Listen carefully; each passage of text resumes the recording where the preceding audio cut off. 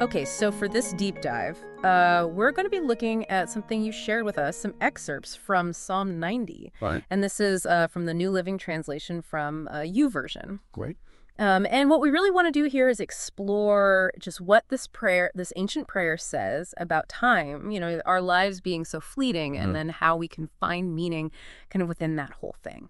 Yeah, it's really remarkable how just a few verses in this psalm pack such a punch Yeah. in terms of these huge ideas, Yeah. about time and eternity. Yeah, for sure. So maybe we can start with verse 1. What strikes you about this whole concept of God as like a home across generations? It's interesting, right? Because it feels like everything is constantly changing. Even for me, just in my own lifetime, the world feels completely different than it did when I was a kid. Yeah. And so when I read this verse, it's like, oh, wow, there's this refuge that's always there, kind of a fixed point. Absolutely. What do you think is at the core of that stability for us? It's this idea of an eternal home. Right. Right. So, it offers this really profound grounding, I think, in the face of all these inevitable changes we experience as we go through life, the passing of time. Yeah. And it suggests that there's this unchanging reality Right. that we can find solace in. Yeah. And then it's just amazing because verse 2 just explodes the whole timeline. It's like, before the mountains were born, Right. from beginning to end, you are God. This is the whole timeline of creation compared to God's just eternal being. Yeah. What kind of perspective do you think that vastness offers us? It immediately puts our own lifespan into perspective, doesn't it? Yeah. Like you think about, we're here for such a short time Yeah. within this grand eternal picture. Totally. What I find really interesting is how the psalm shifts gears, going from this huge expansive view right into our very human experience in those next few verses 3 through 6. Oh, yeah. And it's a stark contrast, right? Yeah. It's like 1 minute you're thinking about these massive timelines. Exactly. And then Right. suddenly we're told we return to dust. Our lives are like a dream that's like grass that withers, all in a day, that rapid image of life slipping away.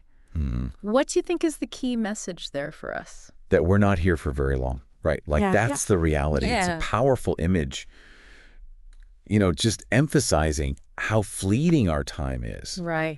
How temporary all of our earthly concerns are, really. And then, you move on to verse 10. It's like, okay, 70 or 80 years, Right. if we're lucky. And even then it's filled with pain and trouble. Right. That's a very realistic picture. Yeah, it's honest. Yeah. Right? It's not sugarcoating anything. Yeah, no kidding. And I think that honesty actually helps us to really hear the call for wisdom that comes after. Right. Because it's saying, listen, time isn't just short. It can also be really difficult. Yeah. And that makes the pursuit of wisdom even more vital. Yeah. And that connects to what we see in verses 4 and 12, right? Like 1,000 years is like a day to God.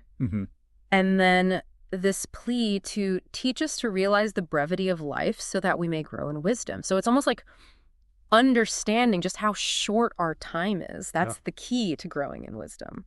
Exactly. And I think it's because when we really grasp that we're only here for a limited time, it helps us to, prioritize what's really important in life. For sure. To really seek deeper meaning. Right. And not get so caught up in, the trivial things that don't really matter in the grand scheme of things. Absolutely. And, and then it's so cool because in verses 14 and 15 kind of takes a turn, right? It goes from this idea of, okay, life is short, it's hard. Right. And now it's about finding satisfaction in God's love and wanting joy to kind of wash over and replace all the hardship, So even within a brief and difficult life, there's still this desire for joy. Right. And I think that's where we see the hopefulness of this psalm really coming through, because it's saying, even with our limitations, right, finding connection, finding purpose, yeah, those things can bring us a deep sense of satisfaction. And then it all concludes with this beautiful prayer in verse 17, establish the work of our hands.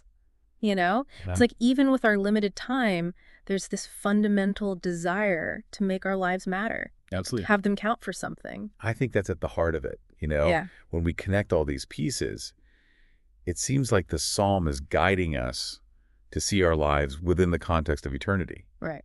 Right. Right. So it's not about, getting depressed over the fact that our time is short. Right.